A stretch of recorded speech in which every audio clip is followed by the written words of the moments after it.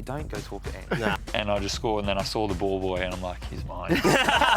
Wage bill was like 80 million or something like Well, that. how did this guy From Brisbane City end up in Brazil and only play one game, score, and then come back? I couldn't work it out. That's when my hands started shaking. There's a lot about the level that we'll talk about. It's come a long way. Huh? I got very emotional, and when my sister got diagnosed with leukemia, he reached out, and I hadn't spoke to him for years. And it was a big standoff, big war. And then, fast forward 2 days, I think almost all those players had left the club. Aguero, David Silva, Toure. He's got like the best highlights reel I've ever seen. Yeah. So I was like in shock. I'm like, how is this like a thing? So I went to North Korea twice. It was a disaster. No, not at all. You can't find clubs that fit in. go on. Yeah, I was about to say. They were going Wait to half a second to say it. Canadian skip.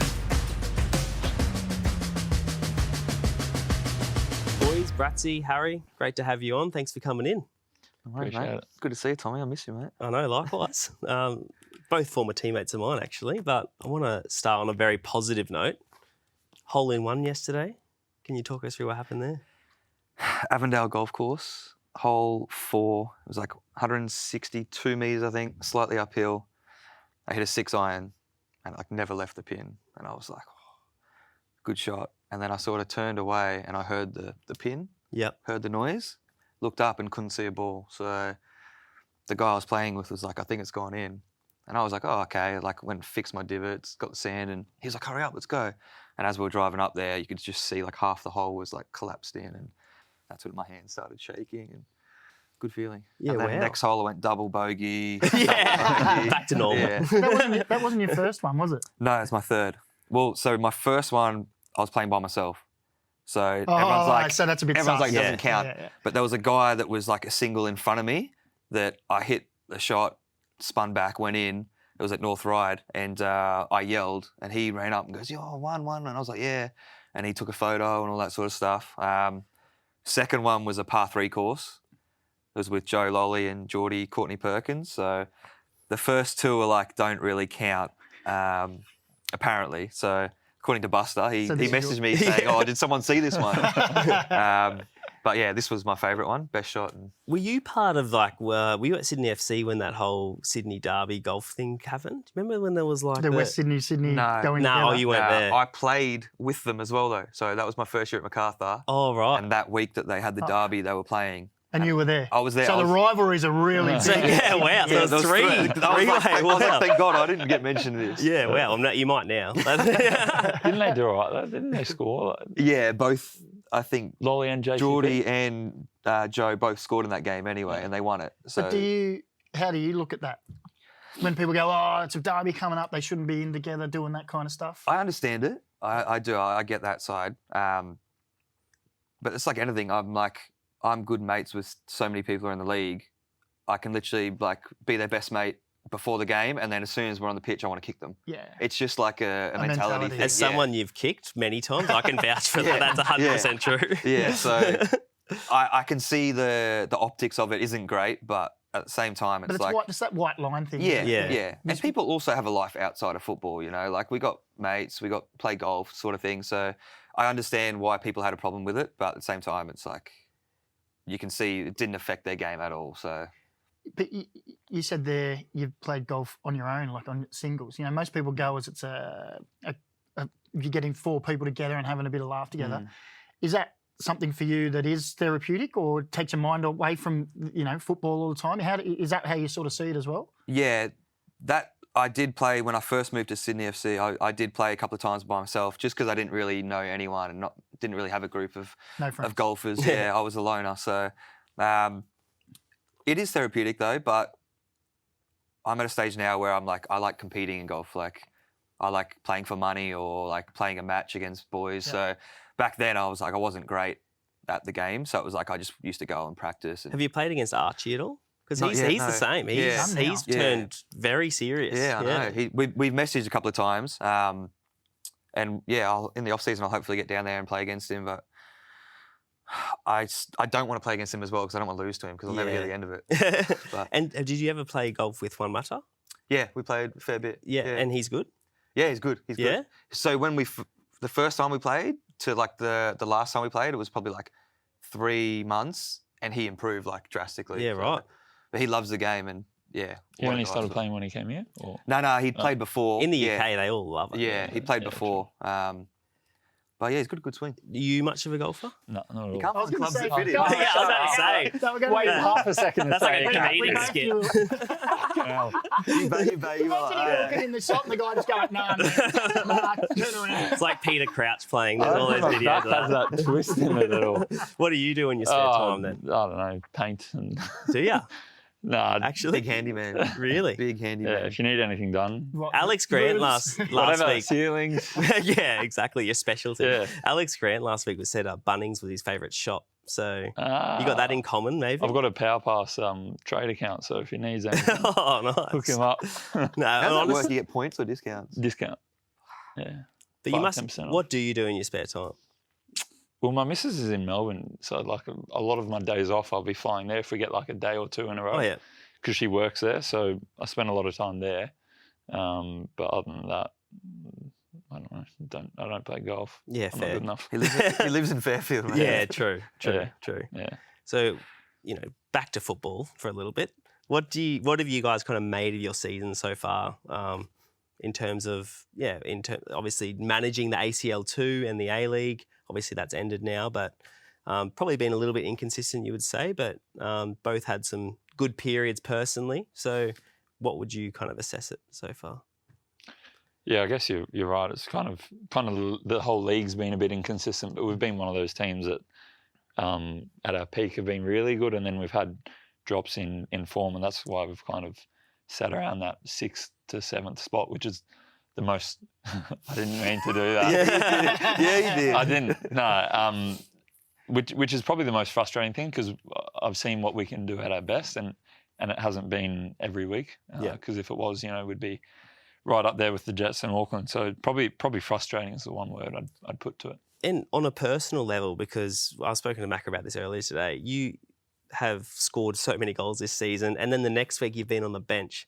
Obviously, I'm sure there's some rotation or something that Mile's doing in the background, but how have you kind of managed that? Because I know as a player, like when you feel like you're playing well and you're on the bench, that can be difficult sometimes. Yeah, I guess I was scoring a lot at the back end of last season off the bench, and I kind of started to get like Mile liked that kind of impact at the end of the game, and almost to my detriment, like you get labelled super sub kind of thing, and it's like, fuck, bloody hell.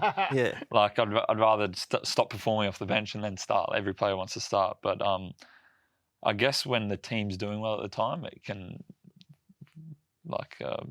put that frustration under the carpet a bit. But every player wants to start, so it can be frustrating. How much time do you put into your goal celebrations thinking about that? Yeah. So much. Too much time. The one where you picked up the kid, that is iconic. For that was actually off the cuff because Danny before the game was like, "What have you got for us?" And I was like, I'll think of something. I think I came off the bench, and I just scored. And then I saw the ball boy, and I'm like, he's mine. Went over and I said, like, jump on my back. He's like, what? And I'm like, go. And he just jumped on and then did a little. Here it is. The irony was you did a Jet celebration with a Jets ball kid at the Jets. You just scored against them. Yeah. That was quality. But I remember because I think when you first scored, it took you 17 games to score your goal, didn't it? And I went, it's like Peter Crouch. It took him ages to get there. Now he'll go on a run. And then the next week you pulled out the Peter Crouch and you did the robot. And I was like, I like this guy.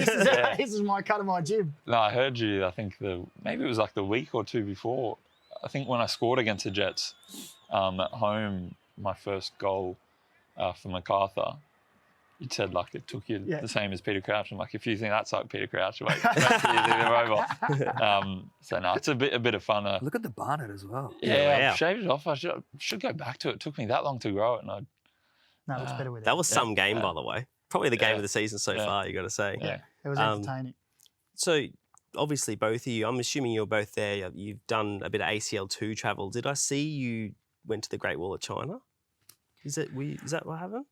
I wasn't there. No, we did. We went the day up. We played Beijing. We'd already qualified to go through the group, so a few of the boys stayed behind to rest because we had a condensed schedule. And we weren't flying back until we played on the Thursday night in Beijing, and then we were flying back on Friday night overnight to Sydney. So we had a whole day. So the club planned like a trip to the Great Wall of China, which it was only like an hour and a half bus trip away. So we went there, and it was like the first time of snow of the season. So that was an unbelievable experience. Like, it was How long were you on the bus for, though? on the way there, it was only an hour. On the way back, it was stress stations. There was like a gridlock. It was like 5 p.m. in China. Yeah. And so much traffic, and it ended up taking us 4.5 hours to get back. And we were stressing that we wouldn't make the flight. Like, we were running it really tight for time. Because of the first day of snow, all the cars were, they didn't have the whatever you need on the wheels. So that was a bit of a nightmare and stressful, but in the end it was sick. But that travel, right? So that's the stress of just a bus trip there. We all talk about the travel for ACL and how hard it is and all that. How much of a toll does that take on when you're talking about flying out, coming back, and then for you, do they look after you and give you like are you sitting in there with your knees up against? He thinks so. He came and I was like sitting cruisy with the whole reserved. Yeah, I'm like this. Well, I'm not because I'm small, but like I'm in a normal seat, and then I go to the toilet. I walk like past like the middle part, and then there's like reserve seats, and I see him and Tommy Cook like this. We paid legs up. We paid for it. Come on. Yeah. I don't you upgraded the $18 extra dollars. Out of your own pocket. Yeah. Well, I don't fit in the normal seat. Well, we can put that in the taxation. $100 bucks or something like that. $200. Yeah. It's not too bad. Yeah. Worth it. I mean, I don't fit in the normal seat. Yeah. So. And the way that we did it was brutal because on the way there, it's all right because you get there a couple of days earlier, but the flight on the way back, you want the direct flight. So we would play, say the game was the Thursday night, the flight would stay there all day. So the flight would be Friday night and we'll fly through the night. So then after a game, you don't sleep. So it's like you get back to the hotel, it's like 3 a.m., 4 a.m. before you go to sleep. Then you sleep, you get up at 9, you do the whole day, and then you get on the flight. And on planes, it's like a 9-10 hour flight. I remember the first trip was at Hong Kong. I didn't sleep on the plane on the way back at all. So I went like 3 or 4 hours after the game, no sleep the night through the plane trip. Then you get back to Sydney at like 1 or 2, and then you got to stay awake till that night, and then you sleep, and then you train, and then you play the next day. So it's like... And then it feels like a week or so later, you're doing it again. Exactly, so it's just like, exactly. it just catches up with you after it is a while. brutal, it is. That's when boys were getting sick as well. Like, we it just had a lot of happens on those sicknesses, planes. Everyone's coughing. Temperature drops. And They're like, what do you think on the field? What's the standard of the ACL2 like? Because I think that I don't think any Aussie teams had even played in ACL2 until after I'd finished. So I only had one season of the Raw in the ACL Elite. What is the ACL2 standard? Like, do you think Aussie teams, we saw the Mariners obviously win it and do well. You guys had a great group stage, kind of killed it, and then unfortunately got knocked out. But like, what is the level, would you say?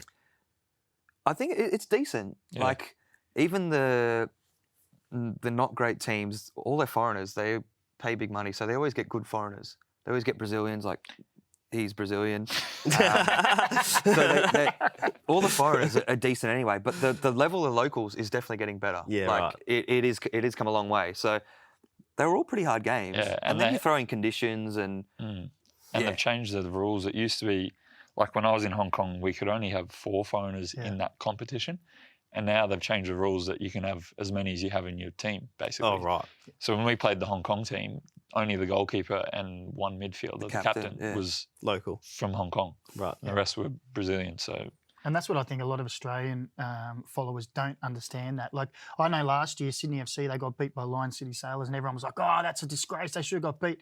I found out what some of those players were earning and where they'd been, and you're like, they've got a massive budget compared to Sydney FC. But we think... Bailey Wright's there, isn't it? Yeah. We think our fans think we're just going to walk through these teams. It's not quite as easy as you think. The Beijing wage bill was like 80 million or something like that. No way. The team we played. Or more. And they were probably the worst team, right? Yeah. But they had the biggest budget. And then on top of that, like H was talking to a couple of the boys from Hong Kong, all right, and they're all foreigners. But then their club comes to them and says, oh, if you win this game, you get, what, 2,000 US bonus just for a group stage game. Yeah. So it's like they're... Incentivised. Okay. I know what you're going to say. Yeah. It shouldn't take money to make you want it more.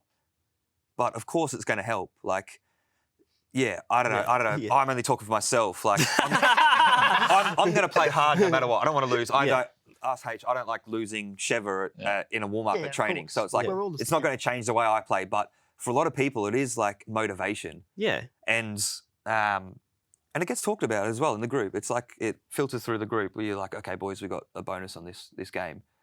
You see a little bit extra from some people. Yeah. So it is hard. Really Like the level of them is coming up, and obviously the money is different as well. So Sounds like you should have got to move to China, mate, at some point in your career. But I was going to ask you, like, obviously talking about this ACL2 comp, and you both, looking back at your own careers so far, both obviously had very different journeys, but football has taken you, particularly you, must say, to some, peculiar football countries, I would say. So Finland, Philippines, Hong Kong. Before all that, he said you're Brazilian. Yeah. You said you get asked this quite a bit. you went to all these countries. Where'd you learn Portuguese? But it says you've been in Brazil Exactly. on Wikipedia. It's a mistake. It's a mistake. A I don't mistake know that what. you put on there? I was just changing my transfer market, trying to get a move. One game, one Yeah, goal. yeah. No, I played in. So that was the year I played like Queensland State 2 men's. Yeah. I was 15, and I think I played one game, scored one goal, and somehow that's been changed to like this Brazilian team. I was waiting for that 15-year-old. How did this guy From Brisbane Queensland City. end up in Brazil and only play one game, score, and then come back? I couldn't work it out. Caralho. I don't know who did that, but it's a bit of a blessing. Like it always comes up, and it's. But you have been, I would say, some off the beaten track places as well. And how did they come about? And you got a bit of a break at Newcastle where it looked like you were going to break in and have a bit of an A-League career, and then it stunted a bit. And all these different moves, as Tommy said, Hong Kong, Finland, Philippines. How do they all come about, and how do you find those different places there? Yeah, so the first move was from Newcastle to the Philippines. I came to the end of the season. I signed at Newcastle midway through the year and played, I think, 5 games. And then I was coming off contract, and they were sacking everyone off contract basically, and brought in Ernie Merrick. And at the time, they didn't offer me a new deal, and the only thing that had popped up, I didn't have an agent or so much like advice on what to do. And Gary Phillips, an Aussie coach, was in the Philippines with the team there, a new team. And they offered me a contract at the time. For me, it was good money. And I was like, experience, you know what? I want to play football, I'll go.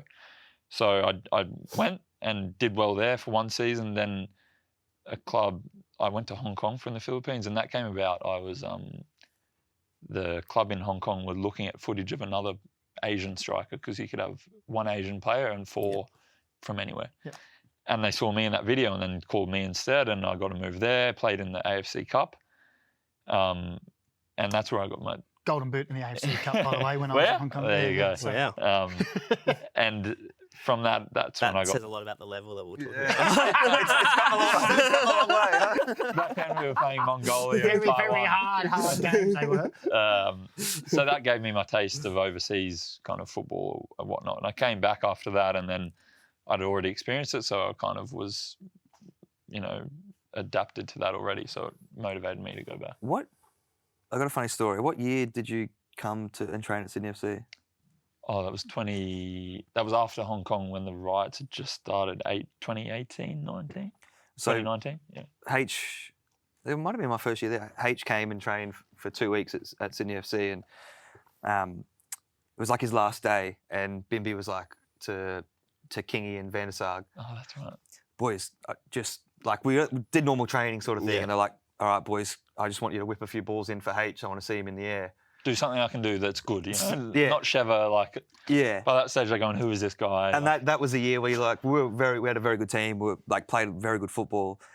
Anyway, like the boys cooled down, and it was like me, Cass, Paulie Retre, Buster, all sat on the sideline. We're just watching, and the poor guy, man, Kingy and H did not get a ball off the ground. And we got the change room after. We were like, you absolutely killed this guy, Yeah. poor guy. Like, honestly, I reckon out of about 30 crosses, he headed probably 2 balls. What are you saying about his feet, though? When they came in, a cutback was a goal anyway. Okay, but it was funny. They copped it. Yeah. It was good. Yeah, ruined my career, whatever. Kick you.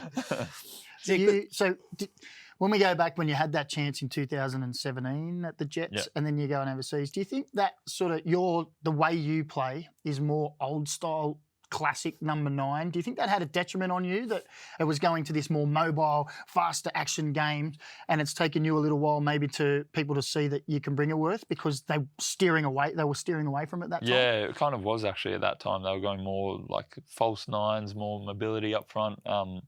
So I guess the game's kind of come full circle in a way that suits me a bit more now, and also just maturing. I think you see a lot of like those bigger target strikers come along in the later years of their career, like a Chris Wood, for example, and players of that big dog as well. Exactly. So it could be a combination of those things, I suppose. Yeah. And like obviously, you had a story you said off air before this show started about a dog or something. Yeah. Can you share that one? Because that was when you were playing overseas and wanted to come home. Or so. What was that? Yeah. So I signed in India, in Jamshedpur, like a smaller town in India, in the ISL, and my fiance and dog were going to come in December, January. So I was already there for a couple of months, and we'd been doing about 6 months of prep work, because in Australia to come back with a pet, they have to have like every vaccine under the sun, and it has like a validity of 1 to 3 years. So we did everything before I went to ensure that at the end of my deal, we can come back if we need to. Yeah. So did all that. They came in January. About 3 days after landing, I got an email from the Australian government, Department of Agriculture. Hey, really sorry, Australia's changed our laws on bringing pets and animals back to the country. You now have to retest and live in a clean country for 6 months. And I'm in India. Like that's not a clean country.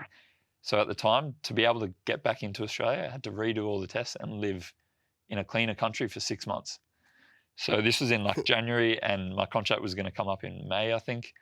So as soon as the season was done, we moved to Dubai, which is 3 hours from India, got all the tests done, started the 180 days of clean country living.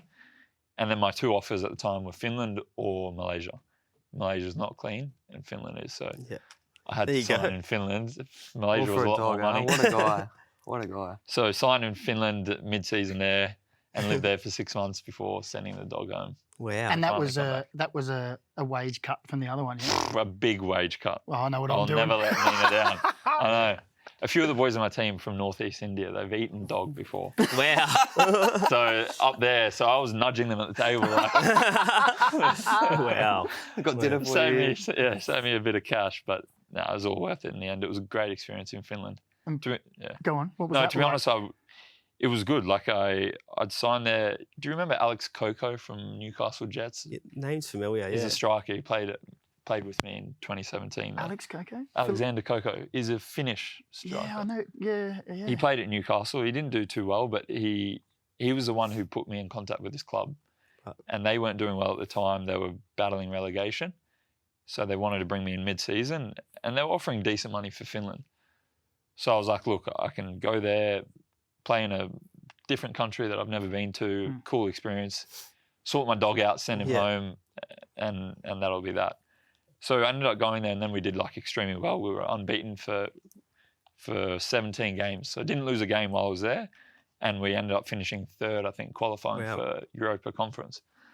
And actually my contract, because the dog was so bloody expensive, I was trying to get everything I could out of the contract. So I said, if we avoid relegation, I want a 1 month salary bonus. Yeah. So at the end, that managed to pay for the dog. So it was Perfect. a good, All worked out. out. Yeah. There you go. And what about you, Brats? Like, you started coming through at Brisbane. Some crazy hairstyles came through there as well. Together, I was with you for a lot of it. Now, I hear that a certain coach really took a shining to you. Rado really loved you. Yeah, he's obviously parted ways with us now. How did you have him as a coach? Because a lot of the young guys talk about Rado with the young group that came through. I heard you were like his favourite. Is that true? Would you say it's true? Because that's what I've been told by, I'm not going to say who by. He's full of shit. No, I obviously I go a long way back with Rado. He, not many people know, but he was actually a teacher of mine at high school. Yeah, right. So I went to a sports Cav school. Road, was it? Cav Road. Yeah. So the teachers there, he was the soccer coach, and he also did like maths as well. Yep. So like I had him for a period in math, and then I had him for football as well. So yeah, that was from when I was like 14, 15. So I knew him for a very long time. And then in grade 10 or 11, you remember the 20-meter sprint we used to do with the light gauges? Yeah, yep. So in high school, I was a late bloomer. So I was like small, still not massive, but like I was like a late bloomer, wasn't quick, still not quick. Yeah. Good on the ball though. Yeah, so that's why because I was sort of a late bloomer. So we did the beep test and we did the 20-meter sprint. And I remember there was a target time for this 20-meter sprint and I didn't get it. And there was a target for the beep test, I didn't get it. And in front of the whole group, he goes, oh, there was this one guy that he was like the only one that got all these tests. And he said to me, he goes, oh, you never make it professional. You'll never make it if you can't run 20 metres in 3 seconds and get 12 on the beep test, blah, blah, blah. And then the next year, I got out of high school and he signed me at Raw. And all the boys were making a joke out of it.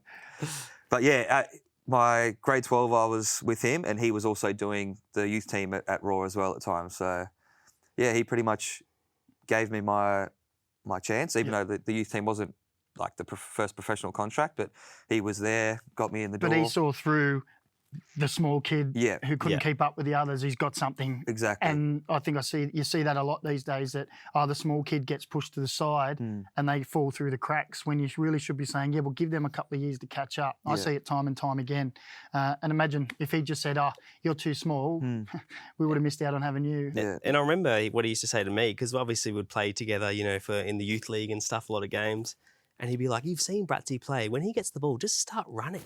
So, you know, he knew when he did that diagonal. So I think he was probably a bit of a taskmaster to you, but he rated you very, very highly. Ange did that a lot to me as well. Yeah. I was going to ask you about him. Yeah, so he hammered me at training, like hammered me every day. I hadn't played a game in the A-League yet. And sort of so when I came to Raw, Farina was there. And he offered me my first contract, and before I signed it, he got the sack. So Ange came in and sort of spoke to him, and he said, look, you've got 2 weeks, and after 2 weeks, I'll make a decision. So trained, whatnot, he offered me the contract. He goes, yeah, no worries. And then from that point on, he hammered me for the whole first season he was there. And obviously Big Ezra was in front of me, so I barely played a game. I think I made one appearance that year. But I remember going to like Shano and Matty Smith and being like, man, this guy's on me every day. And it was compared to what players get now, it was like full on. Like, and I've got thick skin and I can take it, but he was like every day was like on and on and on. And I ended up saying to like the older boys, like, what do I need to do? Like, and they're like, go talk to him. And I'm like, you don't go talk to Ange. Nah. You don't approach him. You don't go talk to him. Like, it was like scary. So as a kid, not playing a game, I was like, I think I was 19. I was like, oh, I'm not ready for this. Anyway, it got a lot, and I was like, okay, I've got to do it. So I went up and said, like, hey, boss, like, I just want to know, like, what I can do to sort of get you to stop yelling at me. And he goes, when I stop yelling at you, that means I don't care about you. Yeah. And that was like all he said. And I was like, fair enough. That was all you needed to know. That was him just saying he rated me. Yeah. So he expected more. And so it was brutal. I got very emotional, and when my sister got diagnosed with leukemia, he reached out, and I hadn't spoke to him for years. And it was a big stand-up, big war. And then, you know, fast forward 2 days, I think almost all those players had left the club. Aguero, David Silva, Toure. He's got like the best highlights reel I've ever seen. Yeah. So I was like in shock. I'm like, how is this like a thing? So I went to North Korea twice. It was a disaster.